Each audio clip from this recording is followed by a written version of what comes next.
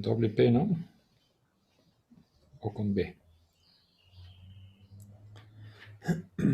Ese libro es un libro científico Ujú.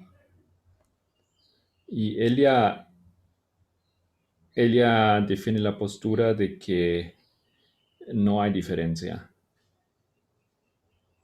Las diferencias que ciertamente hay entre hombre y mujer son herencias culturales, son comportamientos aprendidos, Constructos sociales. ajá. Pero a nivel biológico no hay diferencia. Tal vez una de las hermanas que aquí tiene un fondo científico en esas áreas nos puede ayudar un poquito porque están las hormonas, ¿no es cierto? Y hay ciertas diferencias ahí. Tal vez nos pueden aclarar un poco cómo funciona esto y a qué nivel eso impacta el cerebro, si es que impacta.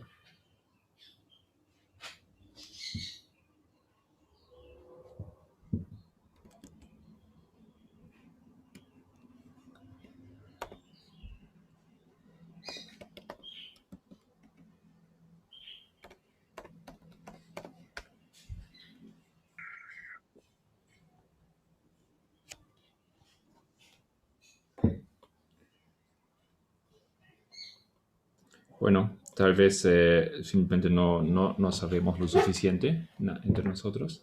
Solange.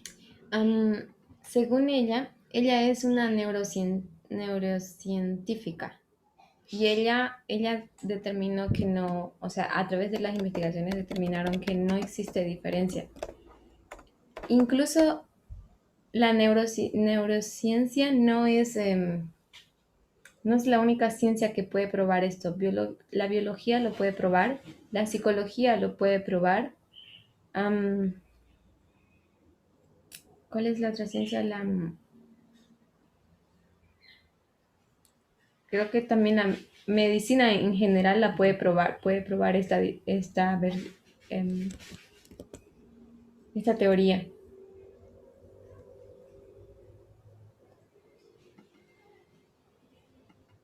No sé si en base a eso se basa la respuesta que busca o más específica. Mm, No, sí, como dice, hay hormonas, ¿no? Y de alguna manera afecta eso, sí, es lo que también por ahí estaba pensando, ¿no? ¿Cómo afecta eso al cerebro del hombre y la mujer? Eh, ¿O qué diferencias sí hay? Debe haber una diferencia, de hecho. Bueno, es lo que yo entiendo por las hormonas, pero eso es lo único que hay, entonces, según lo que estamos viendo hasta ahorita Sí, a la luz, ¿no? creo que lo que la hermana Tess desde el comienzo trató de subrayar cuando ella plantó la pregunta en la clase, yo creo que era en Brasil, y personas empezaron a responder que claro que hay diferencias. Um, bueno, claro, es un ser humano es una mujer, otro es un hombre, no son lo mismo, hay diferencias, pero ¿a qué nivel están esas diferencias? Y ella básicamente concluyó, hay algunas diferencias a nivel de órganos, um, ya, y no es mucho más que eso, o músculos, ¿no? Son cosas así, algunas diferencias físicas, pero no es mucho más que eso. Claro, genéticas hay diferencias, pero a qué nivel eso impacta al ser humano como ser humano, ¿no? Y eh, yo no sé si hemos ya entrado, creo que no hemos entrado a los detalles científicos de ver esas diferencias, hermano. Em, Porque si usted pregunta eso a nivel de la ciencia, yo no sé si hemos encontrado o alguien sabe dar una respuesta a eso. Porque sí, como tú dices, hay diferencias, pero esas diferencias, eso es lo que nosotros concluimos, no importan, eh, a pesar de que tienen su importancia a nivel de de lo físico. En el cerebro, según lo que la ciencia muestra o algunos artículos que yo pude estar leyendo sobre este asunto, no existe diferencia porque su sistema neuronal transmisor funciona de la misma manera que cualquier otro cerebro. De hecho, existe la variante de la plasticidad del cerebro. Es lo único, pero es, digamos, esa variante de la plasticidad cerebral significa, digamos, que tú no vas a hacer, tu cerebro no es diferente, sino que el periodo a veces de ejercicio o de cambios neuronales que tienes ahí de mentalidad, digamos, eso simplemente va a ser flexible, no en las etapas indicadas, pero no quiere decir que esto sea diferente, sino que vas a vivir el mismo ciclo, puede ser una etapa más anterior o una etapa posterior. Eso significa la neuroplasticidad, digamos. Pero en realidad no existe diferencia del funcionamiento del cerebro.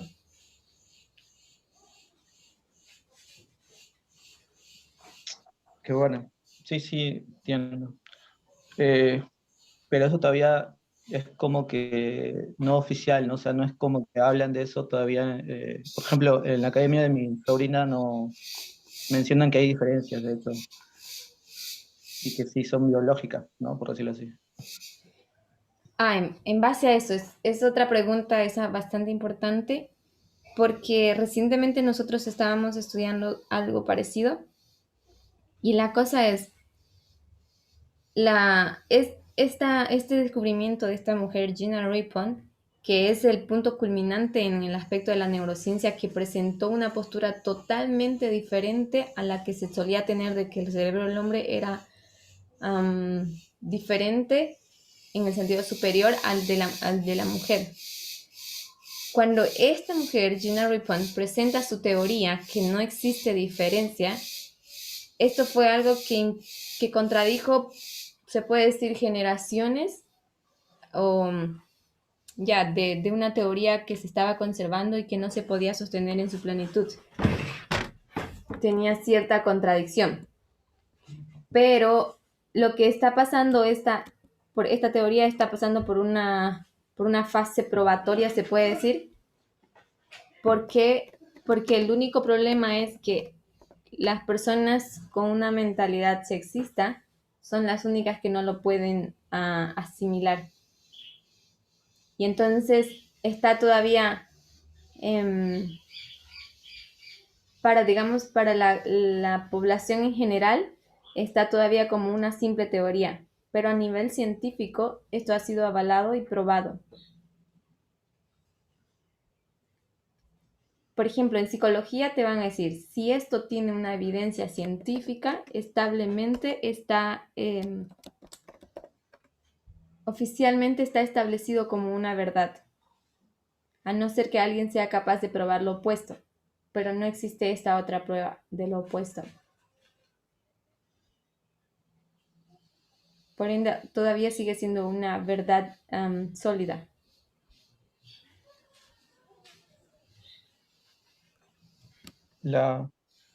Me perdí un poco en las diferencias. Es una verdad todavía. Es una verdad de que no. Es una verdad de que no existe diferencia entre el hombre y la mujer. Pero ahora está pasando en el proceso, esta teoría está pasando en el proceso de una aceptación en la sociedad por los constructos sociales que se tenían de que sí existía esa diferencia. Es como las personas con esa mentalidad que fueron educadas pensando que sí existía una diferencia, estas personas están pasando por un cambio de aceptación, digamos, a esta teoría, a la realidad. Y pues existe su rival, digamos, de esta teoría, pero son a bases de conceptos sexistas. No tienen solidez científica su rival, digamos, la contraparte, no la contraparte, el contraste de esta teoría. de Gina Rippon. No tiene evidencia. Sin embargo, lo que Gina Rippon lo presenta con sólidas evidencias científicas. No sé si me dejo entender. Sí, sí. Sí.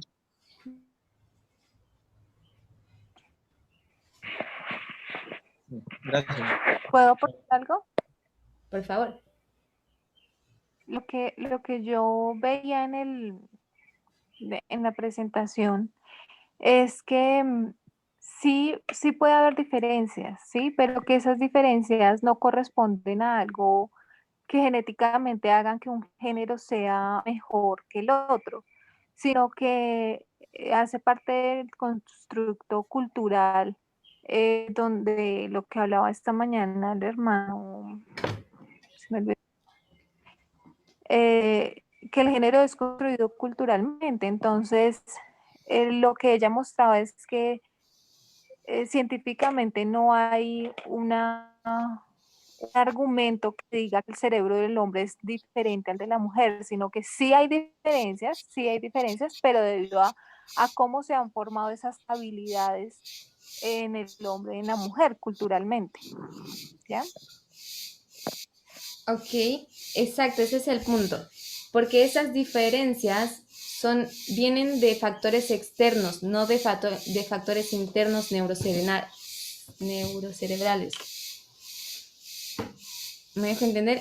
Es esas influencias, el concepto con el que tú creciste, la mentalidad, la cultura, la sociedad en la que tú creciste, esto influencia en las diferencias. A esto también es parte de la neuroplasticidad, porque tú educas, digamos, se puede decir, a tu cerebro en cierta manera, a pensar en cierta manera, pero esto no quiere decir que tu cerebro fue así, sino que lo has educado. Es como tu cuerpo, hablando de la naturaleza del hombre. No es que tu cuerpo tenga vicios, tú lo has educado así. Y es como se hizo algo natural y es, en cierta manera, dependiente de esto, genera una dependencia. Entonces esto también acontece, esas son las diferencias que existen, pero son factores completamente externos quienes influyen en estas diferencias. ¿Me dejo entender? Sí.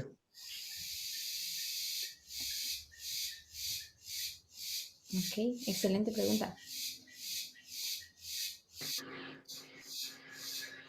Sí, gracias, sí. Sí, de hecho, no quería saber, claro, cómo está avanzando la ciencia en base a esa teoría, por decirlo así, que está justificada ¿no?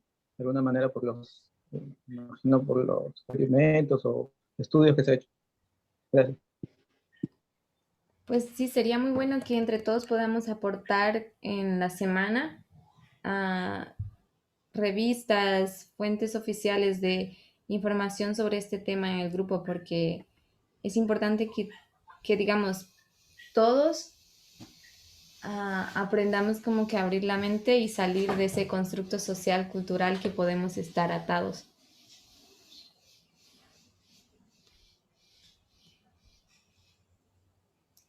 Bueno, es una obra científica, ¿no es cierto? Y nosotros creo que no discutimos esto aquí a nivel científico.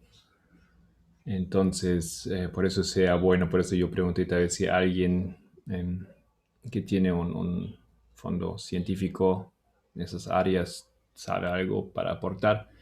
Y ahí podemos investigar un poco, ¿no? Porque es muy nuevo lo que ella escribe, ¿no? Esa postura es el libro que salió 2019. Y como siempre, eso causa también posiciones a favor y crítica también, ¿no? Pero sería lindo que lo podemos entre todos un poco investigar. También pueden aprovechar la próxima semana, próximo sábado, Ana Paula va a estar con nosotros. Y como ella también presentó ese libro, tal vez ella tiene algo de aportar.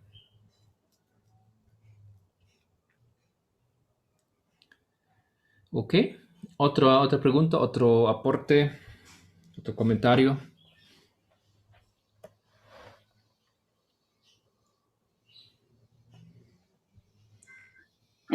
Hermano Marco, yo estoy de acuerdo con usted, que hay que buscar bien.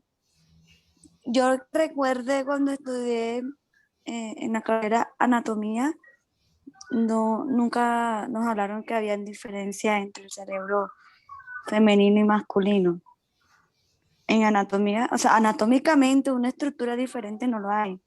Las únicas diferencias cuando yo estudié anatomía eran obviamente la contextura muscular y ósea, porque la parte ósea hay ciertas como diferencias, pero en grosor que el sexo masculino y el sistema reproductor.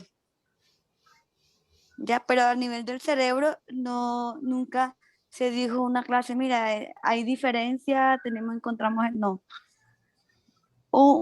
En inmunología, un profesor que tenía, él sí, no sé, él como que era racista y sexista, porque él sí nos explicó una vez que él decía que el gen de la inteligencia, o sea, yo no sé si es cierto, o sea, como le digo, como usted dice, eso hay que buscar científicamente, o sea, no hablar como por hablar, pero él decía que el gen de la inteligencia estaba en el cromosoma X y como la mujer, eh, perdón, la mujer, o sea, la mamá era que heredaba el gen de la inteligencia.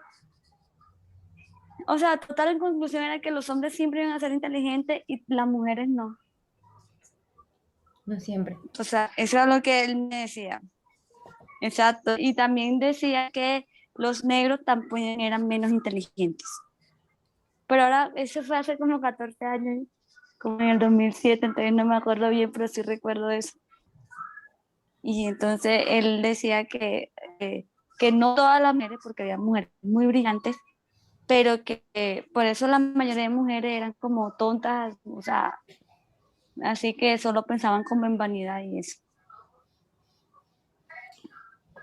Sí, Pero concuerdo con el anciano Márquez, hay que buscarlo y no como ponernos a hablar por hablar así, sí. Pero anatómicamente, que yo sepa, estudiando libros de anatomía, no hay diferencia anatómicamente. Porque lo que la doctora Ripon, porque yo me vi el video, o sea, no me leí el libro, pero sí me vi el video completo. Hablan de que se basan como que en el peso, porque el cerebro es más pequeño o más grande del hombre y el de la mujer. Pero anatómicamente del resto no hay más diferencia. O sea, son cerebros iguales. Que una parte se desarrolla más que otra, sí, porque eso depende del oficio que haga la persona. Porque ella hablaba del ejemplo, por ejemplo, de los taxistas. Ella decía que los taxistas tenían una capacidad espacial impresionante y desarrollaban una parte del cerebro más que se podían ver en imágenes, pero cuando ellos dejaban de hacer esa profesión, esa capacidad se pierde. Que eso también creo que lo dijo el hermano esta mañana. y una pregunta, creo que en el colegio yo aprendí o decían que hay una parte izquierda, una parte derecha del cerebro, ¿En una serio? más para idiomas, otra más para creatividad, etcétera. Y que en la mujer una parte más desarrollada y el hombre tiene la otra parte más desarrollada. Por eso las mujeres más así, el hombre más organizado, más lógico, más científico. ¿Qué sabes de eso? Ah, bueno. Ese era un punto que me llamó mucho la atención esta mañana, porque Se cortó.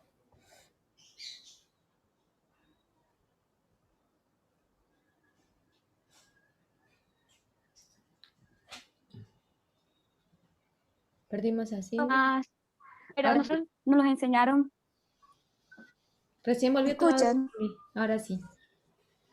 ay, qué pena, que eso en fisiología yo sí lo vi así. Y, y para mí es así, o sea, no he leído algo que sea contrario o que sea un mito, pero no, nosotros cuando lo estudiamos no lo estudiamos como que sea sexista o que sea de hombre y mujer, sino que hay hombres, o sea, a mí los profesores me decían, los artistas desarrollo en la parte izquierda, y artistas también hay cantantes hombres, pintores. ¿Sí me hago entender?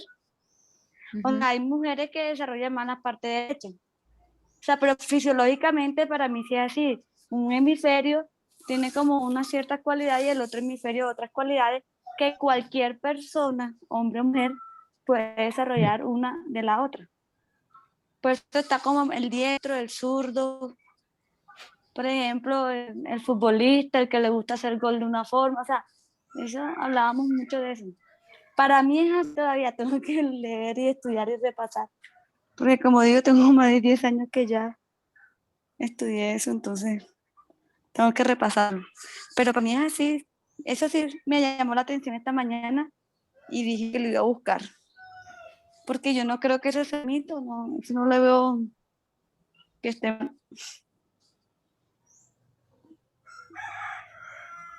O sea, de punto de vista teológico, creo que Pamela ya ha demostrado, y Tess ha demostrado que no hay desigualdad, ¿no es cierto?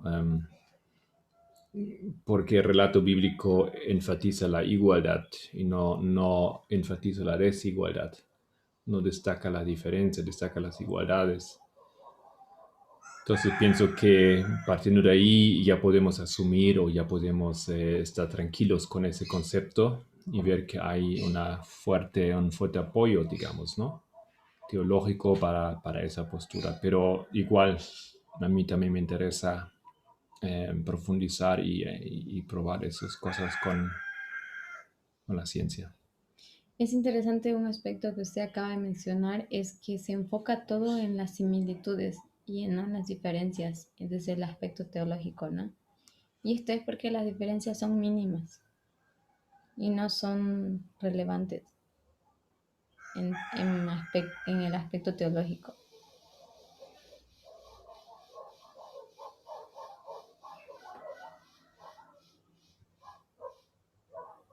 ¿Ok? ¿Ok? ¿Alguien tiene otra pregunta?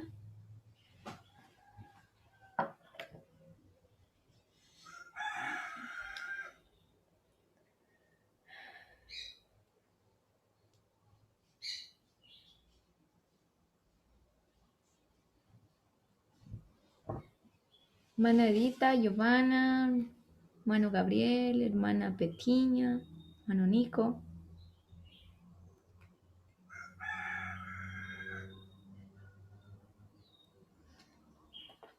Ok, entonces yo quería tocar un punto con ustedes que esta mañana estudiando con el hermano Matías llegamos a concluir y tiene que ver con el versículo de Oseas 4:6.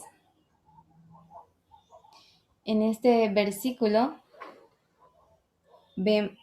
vamos a ver lo siguiente.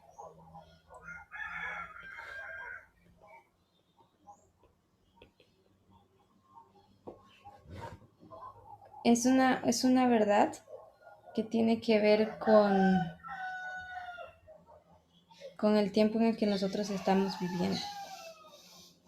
Y ahora estudiando un poco más con el hermano Marco, llegamos a una conclusión bastante interesante y me gustaría compartir con ustedes para saber su opinión. ¿Dónde está su Biblia aquí? Estoy segura que está dentro de una de esas aplicaciones, pero... Ok, gracias.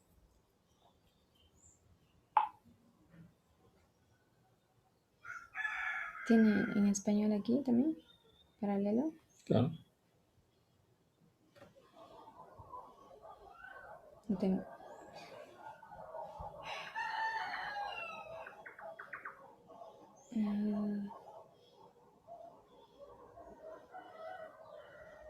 Ok.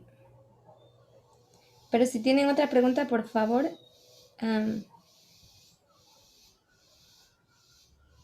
compartan con nosotros.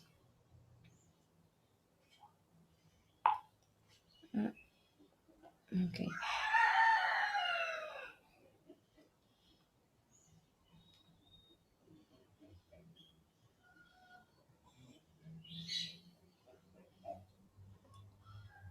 Ok, conocen ese versículo, ¿verdad?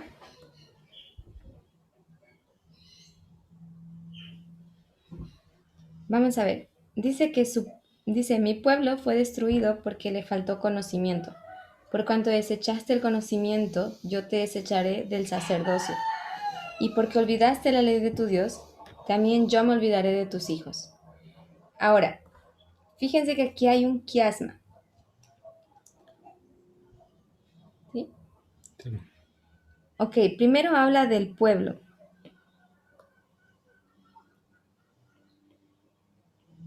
Ay, yo no puedo escribir así. Ok. Luego dice conocimiento. El pueblo fue destruido porque le faltó conocimiento.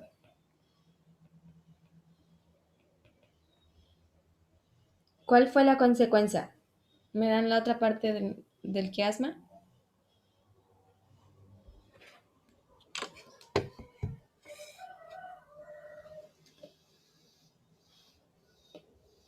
¿Qué pondríamos en otro lado? ¿Ustedes ven el quiasma? Sigue conocimiento, ¿no? Otra vez. Ok. Mm, no, creo que no pondría el conocimiento yo. Olvidó, ¿Cómo? olvidó, Olvidó. olvidar, olvidar, que no ouviram, não, não, Ok.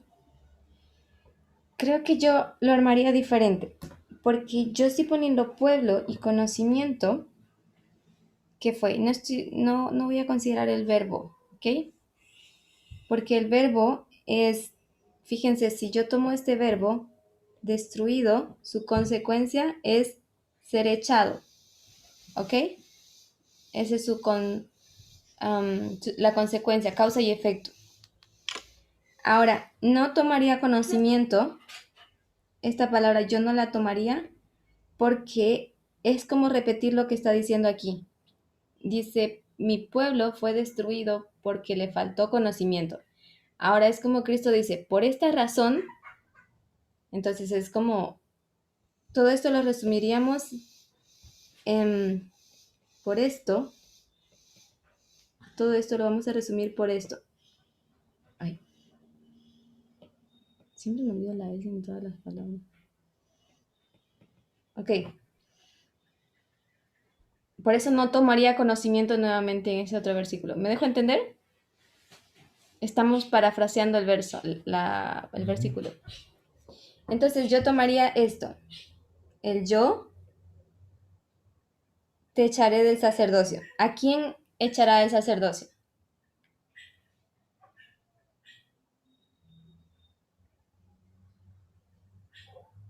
¿Quién es este te? No, perdón, no es el te, es el que dice echaré. ¿A quién es que echará del sacerdocio? Sí, te es correcto. Te echaré a ti. No, pero es que te es yo. Yo te voy a votar a ti. Entonces aquí echaré a ti sería, ¿no? Es como aquí, a ti del sacerdocio. ¿Alguien? Al pueblo, sí. Sí, al pueblo. Ahora, fíjense, para armar este quiasma y entenderlo bien, necesitamos entender los personajes. Estos son sujetos, son personas, ¿sí? Esto también.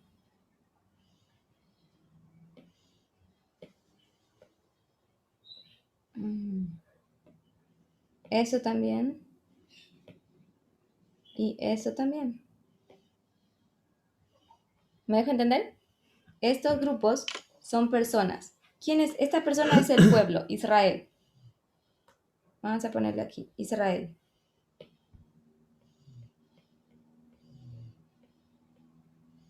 ¿Quién es este yo? Este que tiene que marcarlo. Ah, perdón, aquí. ¿Quién es yo?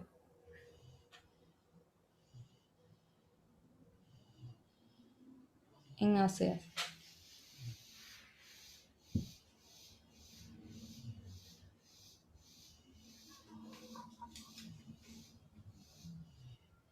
¿Quién? Dios. Eso. Dios es. Este yo, entonces es Dios. Y el pueblo sigue siendo Israel. Entonces, ¿quién es esto? O sea, creo que lo que Sons quiere decir aquí en esa comparación y contraste, ¿no? Que tenemos, en un lado tenemos dos entidades y en otro lado también tiene que haber dos entidades. Y tenemos Israel y conocimiento y de otro lado tenemos Dios y Israel. Entonces hay una incógnita que es conocimiento. La Aquí, ley de Dios. la ley de Dios es el conocimiento. Ok, si nosotros decimos que es la ley de Dios, nosotros rompemos con el orden del quiasma. Sujeto, sujeto, sujeto. Este es sujeto, este es un sujeto, este es un sujeto, esto tiene que ser un sujeto. Entonces, pensemos, sinónimos de conocimiento.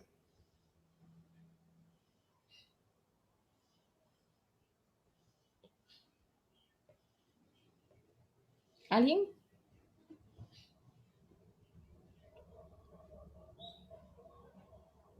Dice hermano Nico que no se refiere a algún líder. No. No. El pueblo es el sacerdocio. El pueblo tiene la función del sacerdocio porque está, el hermano Nico dice que habla del sacerdocio. Entonces, sinónimos de conocimiento. ¿Alguien? Una palabra que describa. Profetas. Profetas. No. Tiene que ser singular, porque todos los sujetos aquí, excepto el pueblo, es plural, el resto es singular.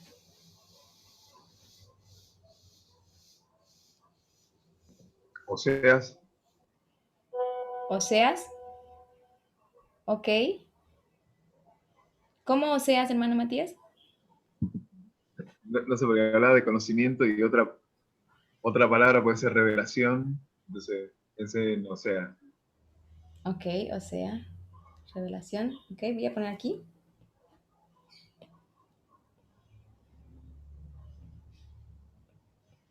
Oseas.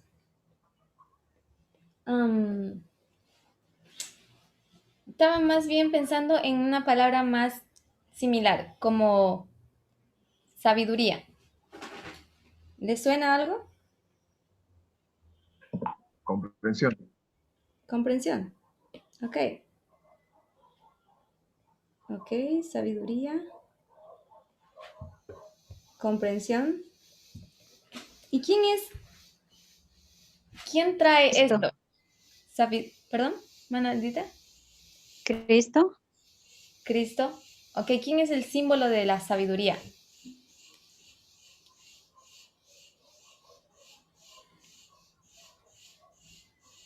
Recientemente el anciano Parminder presentó sobre esto.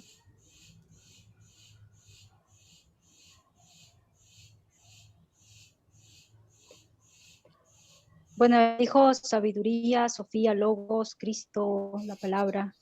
No sé si Ok. tiene que ver con eso. Muy bien. Sofía. ¿Cómo? Razón. Yo me voy a ir con ese concepto de Sofía. Fíjense, en este quiasma, yo voy a borrar todo esto de aquí ahora. Bueno, después. Si yo tengo a Israel, tengo a Sofía, tengo a Dios, yo puedo trazar el quiasma. ¿Sí? Pero quiero que vean una cosa. Aquí Dios es Sofía, que significa sabiduría, conocimiento. ¿No? El pueblo rechaza a Sofía, por lo tanto Dios rechaza a Israel. Pero también puedes decir, el pueblo rechaza a Dios, por lo tanto Dios rechaza a Israel. Es un perfecto...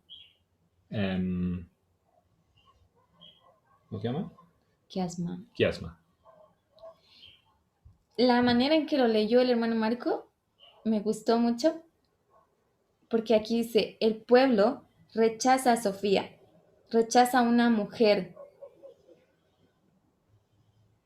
¿Ok? Rechaza a una mujer. ¿Por cuánto Dios rechazará a Israel? Ay, ese siempre tiene que ser una dislexia, ¿verdad? Rechazará a Con Z. Israel. Con Z.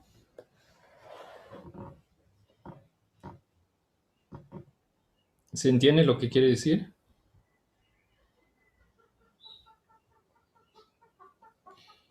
Ahora,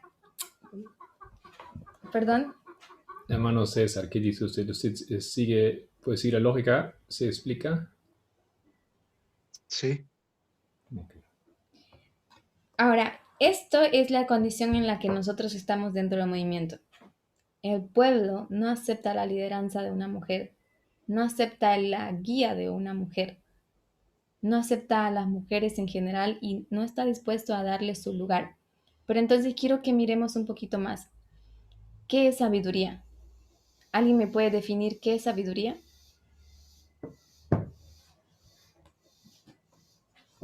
Conocimiento aplicado.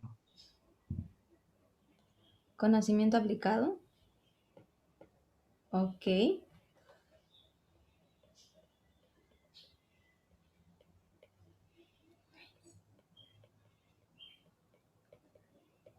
Ok. Conocimiento aplicado. Vamos a ver conceptos. Ayúdenme con los conceptos. Vamos a construir algo. Y necesito su ayuda.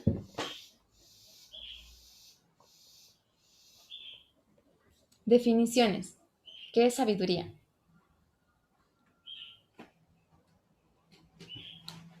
Hermano Matías Blacut. O hermano Matías Mejía también. Mano Nico. Amor a la sabiduría, amor al conocimiento. Sí. ¿Qué es sabiduría? Definición. Para mí es la aplicación de la verdad correcta, de la libertad, perdón, correctamente. Ok. Me gusta. Aplicación de la libertad correctamente. Ok. ¿Alguien más? Mano Matías Blacut. Perdón, ¿qué fue lo que dijo? No le escuché hace rato.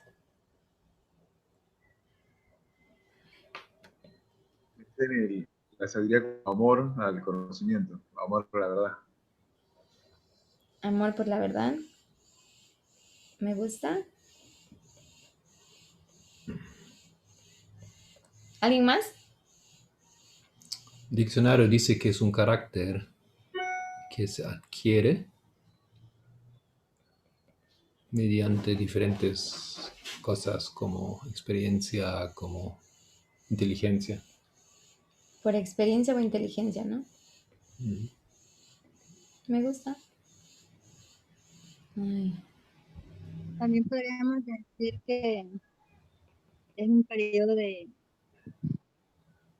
o sea, dejando de ser niño y llegar a adulto, amor perfecto. Ok. ¿Alguien conoce una... Me gusta, va con el concepto de amor por la verdad. Perfecto.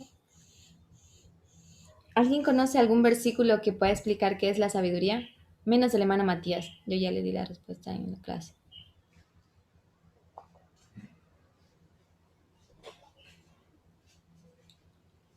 ¿Sí? ¿No?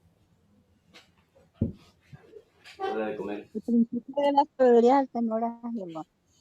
¿Perdón? Me puedo enfocar en uno. Ya va. Dime. Perdón.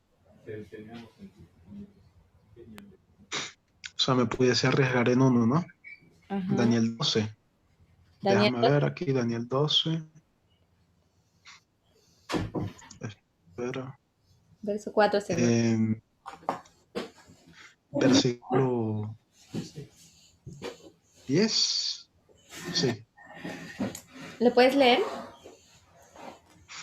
dice, muchos serán limpios y emblanquecidos y purificados, mas los impíos obrarán impíamente y ninguno de los impíos entenderá, pero los entendidos entenderán.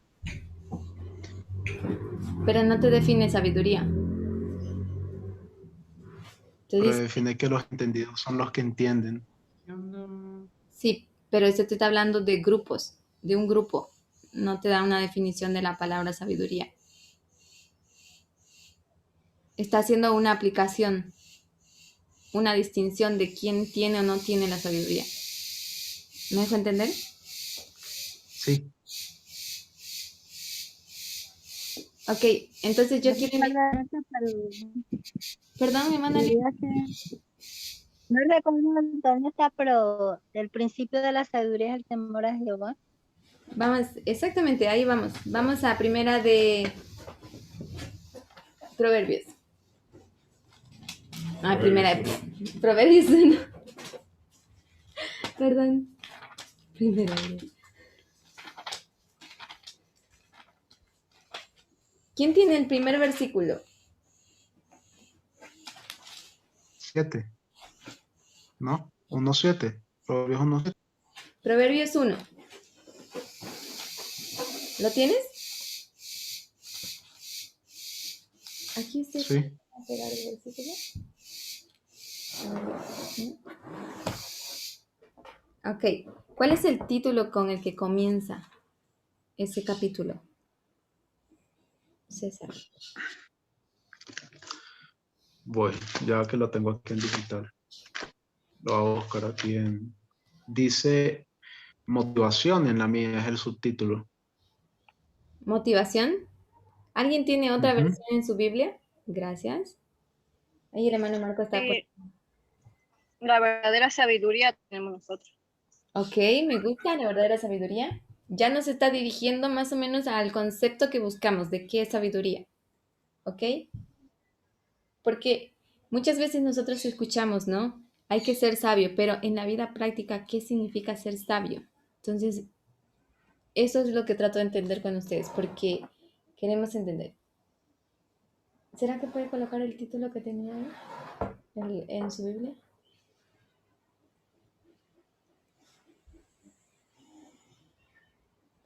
Ahora el hermano Marco va a colocar el subtítulo que tiene la Reina Valera 960. No estoy segura si todos tienen este título.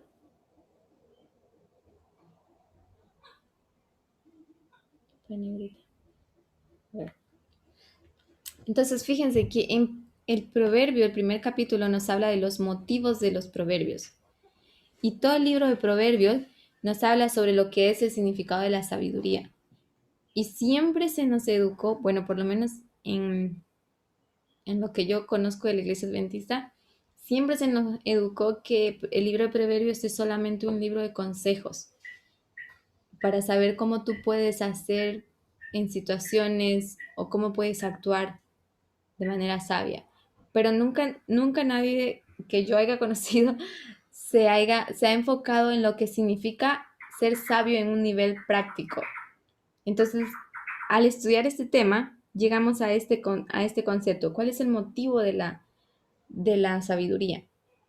Y aquí dice, para entender sabiduría, 2, para entender sabiduría y doctrina, para conocer sus razones y prudentes, para recibir el consejo de prudencia. Ahora aquí dice, justicia, juicio y equidad, para dar sagacidad a los simples y a los jóvenes inteligencia y cordura. Está diciendo para qué es sabiduría, pero todavía no nos define sabiduría. Oirá el sabio y aumentará el saber, y el entendido adquirirá consejo. Para entender el proverbio y declaración, palabras de sabios y dichos profundos. El principio de la sabiduría es el temor de Jehová. Los insensatos desprecian la sabiduría y la enseñanza. Entonces aquí es el versículo que la hermana Liliana acaba de mandar, que la sabiduría tiene que ver con el principio del temor a Dios. El hermano Matías dijo que tenía que ver con la aplicación de la libertad correctamente. Hermano Matías, ¿usted puede ampliar su concepto?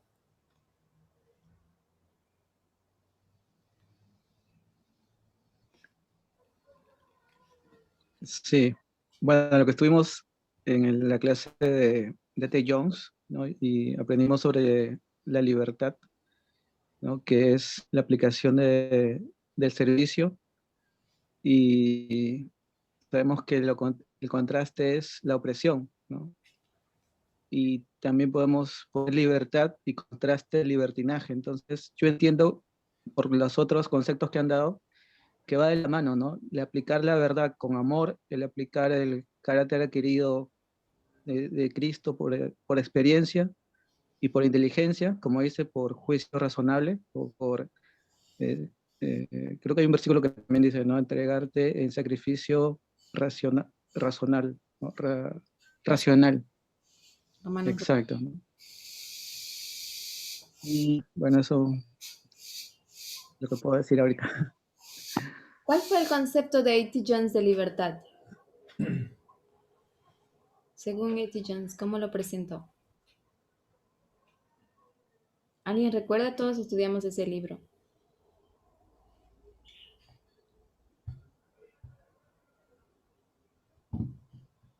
Capítulo 1. ¿Nadie? Ahí. La libertad es ser siervo. Eso. Eh, Muy bien. Él la presenta como la libertad es el derecho de que tú puedas decidir por ti mismo el colocarte como un siervo. Pero si no quieres, es tu derecho, eres libre de decidir cómo quieres vivir. Pero el concepto que él define que Cristo tiene de libertad es que tú seas tan manso y que tengas esa libertad para poder decidirte y por voluntad propia colocarte al servicio de las demás personas, no porque alguien te force o te oprima a hacerlo. Ahora, libertinaje es esto. Libertinaje es, tú eres libre y piensas que puedes estar por encima de cualquier persona, no importa porque tú estás viviendo tu libertad. Y esto es un un concepto opresivo. Entonces, al estudiar ustedes el libro de Proverbios, en las primeras palabras, ustedes van a encontrar que Proverbios se refiere al uso correcto de la sabiduría. Y la sabiduría tiene que ver con justicia, con equidad, con juicio. Y ustedes van a encontrar, por ejemplo, en Proverbios 1, 9 en adelante, ellos dicen, porque adorno de gracia será a tu cabeza y collares a tu cuello. Ahora dice, hijo mío, si los pecadores te quisieren engañar, no consientas. Si dijeren, ven con nosotros, pongamos acechanza para derramar sangre, acechemos sin motivo al inocente, los tragaremos vivos como el Seol y enteros como los que caen en un abismo, hallaremos riqueza y todas esas cosas. Bueno, él está proponiendo varias cosas el enemigo, entonces dice, tú rechaza, porque eso es opresión, eso es maltrato, eso es abuso. Entonces, cuando nosotros hablamos de sabiduría, tenemos que entender que se está refiriendo a justicia, juicio y equidad. ¿Por qué? En la parábola de las 10 vírgenes son 10 sabias y son 5 sabias y 5 insensatas. Y las sabias entienden esto, viven esto, practican esto, lo que es justicia, juicio y equidad. Y las insensatas no lo practican. Ahora, aquí en el contexto en el que nosotros estamos como movimiento, muchas personas están abogando contra el mensaje, contra la lideranza, contra la anciana Tess particularmente. ¿Por qué? Porque es mujer y ella representa esto.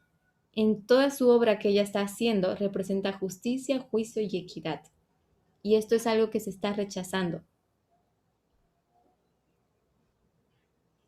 Esto es algo que nosotros necesitamos entender, vivir, porque si no entendemos qué es sabiduría, ¿cómo podemos ser parte de ese grupo de vírgenes sabias? ¿Cómo realmente vivimos esa parábola si no entendemos qué significa ser sabias? No se trata solamente de doctrina. Se trata, fíjense que habla de consejos, se trata de una vida simple. Proverbios habla de cómo nosotros debemos llevar nuestro estilo de vida. Y nos habla de cada tentación que vamos a pasar y dice nosotros tenemos que rehuirla. Ahora, volviendo al quiasma, yo quiero mostrarle una cosa. Y con eso voy a terminar.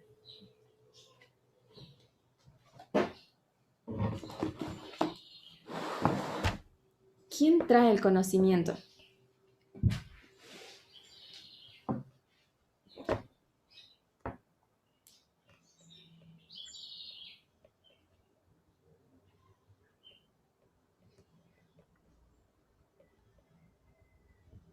¿Están todos con miedo hoy o soy yo?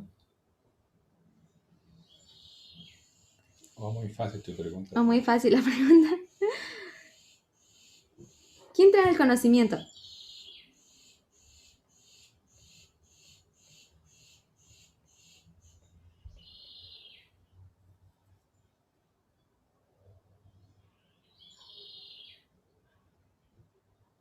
El Espíritu Santo. El Espíritu Santo. Y una de las cosas que, bueno, yo solamente lo dejo ahí para que ustedes mediten. No está definido, es un estudio que estamos investigando con el hermano Marco. Pero fíjense en este estudio. El Espíritu Santo trae el conocimiento. Y el Espíritu Santo en esto, con conocimiento, con sabiduría, es representado por una mujer. Esto explica para mí, digamos, en mis deducciones, en mi teoría todavía, porque todavía estamos en investigación de este tema, esto explica por qué el Espíritu Santo no fue revelada su forma por mucho tiempo para nosotros, porque el pueblo no estaba preparado para aceptar una lideranza femenina. No sé si el pueblo hubiese recibido un mensaje de una mujer antes. Y tal vez está velado y va a estar velado hasta que el pueblo esté preparado. Pero al que rechaza al Espíritu Santo, rechaza a Dios. Y el rechazo a es el pecado imperdonable.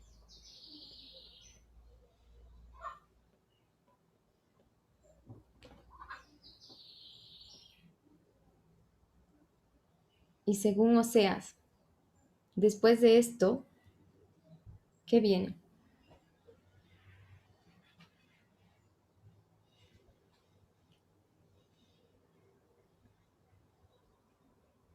Es ser rechazado por Dios. Es ser rechazado por Dios. Este evento del pecado imperdonable tiene que ver con la ley dominical.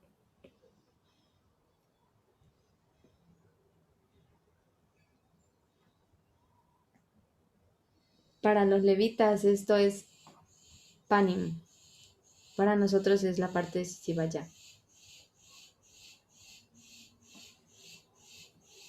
Y para el pueblo adventista, para el pueblo en general es la ley dominical.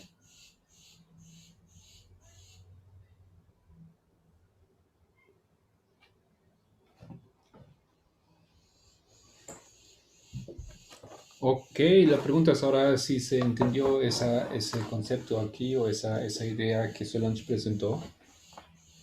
No, y tal vez de mi punto de vista, resumiendo rápidamente, partiendo de ese texto de Oseas 4, hemos visto que hay un quiasma, donde hay esas entidades. El pueblo rechaza a alguien. Ese alguien es el conocimiento. Por lo tanto, Cristo o Dios rechaza otra vez a alguien. Ese alguien es el pueblo. Ahora, hemos visto que el conocimiento es Sofía. Tiene que ser, en esa lógica del quiasma, tiene que ser un sustantivo. Pero Sofía, haciendo ahora el salto a la conclusión, la sabiduría es también representado por el Espíritu Santo.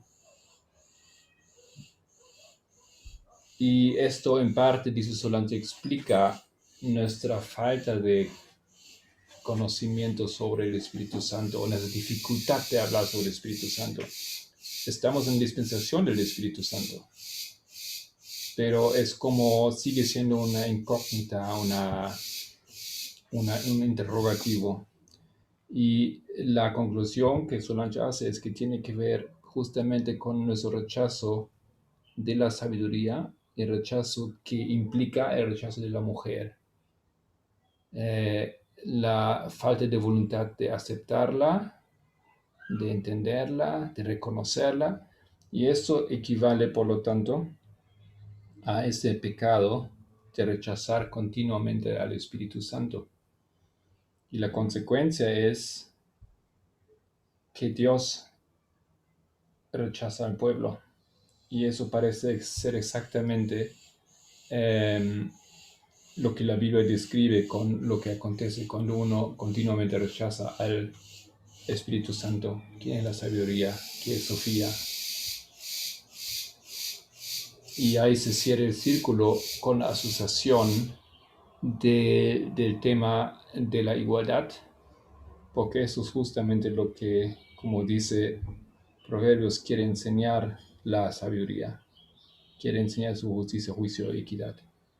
Y esto no estamos diciendo que anciana Tess es el Espíritu Santo, obviamente, pero ella representa ese trabajo, porque es lo que ella ha traído al movimiento, a estar enseñando ese tema. Ella representa a Sofía. Y el rechazo de ella como anciano, como persona, como líder, como profeta, está ligado justamente con lo que nosotros entendemos a pasar con todos aquellos que no quieren aceptar esto. Y tiene que ver con la prueba en la que está el movimiento ahora. Aun cuando nosotros quisiéramos, bueno, aun cuando Dios quisiera librar a su pueblo de este pecado, no puede. Porque aún siendo Dios, Él no puede, porque Dios está atado a principios que Él mismo estableció. Por ejemplo, cuando nosotros hablamos del matrimonio, nosotros vemos, por ejemplo, tomando en cuenta Deuteronomios 22, 5.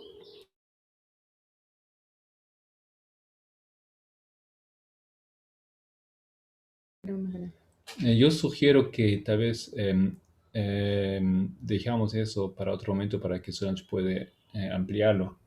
Me gustaría saber en ese momento qué comentarios tienen ustedes o si les hace sentido, hace lógica lo que han escuchado. ¿Qué piensan? ¿Qué piensa hermana Giovanna? Hermana Karina.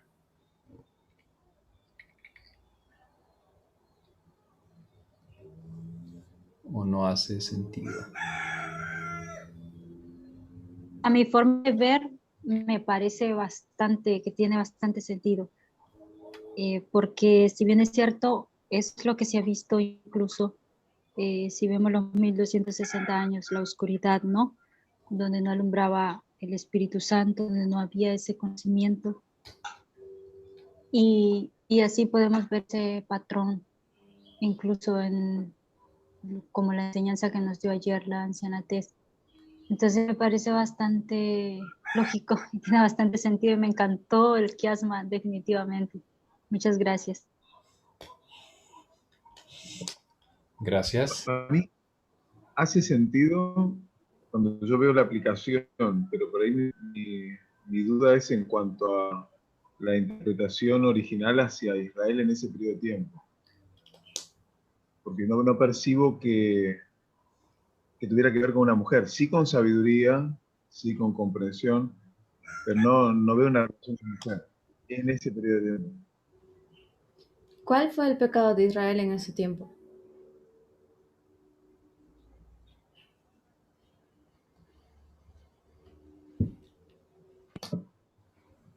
Idolatría. ¿Qué? Adelante. Disculpa, no te quería interrumpir.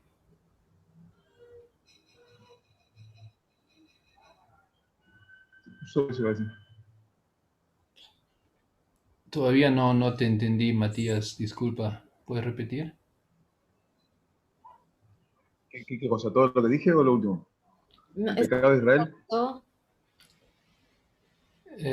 ¿Cómo? Lo último. O sea, la pregunta es cuál sería el pecado de Israel que lo llevó a la destrucción. Bueno, la maldad que había, la iniquidad, la opresión hacia al débil, la idolatría. Eso es lo que... Por supuesto, el abandono de la relación de Dios. Ya, tiene que ver con, entonces tiene que ver sí con justicia, equidad y juicio. No, uno de Sí. los grupos que fue, digamos, que fue bastante oprimido fueron las mujeres y por generaciones y la mujer siempre guardó silencio.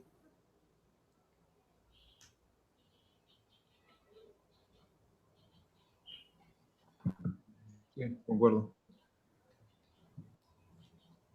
Elena White usa este versículo de Oseas 4:6 en el contexto de la Edad Oscura, la persecución papal,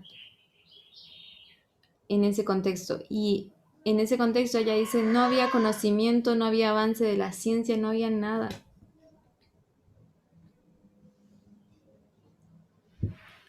Muy bien. ¿Otro comentario más aquí? ¿Alguna pregunta? Si no, vamos a cerrar el estudio.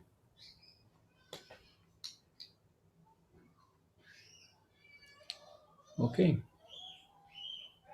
Entonces, ¿hay un voluntario para hacer la oración final?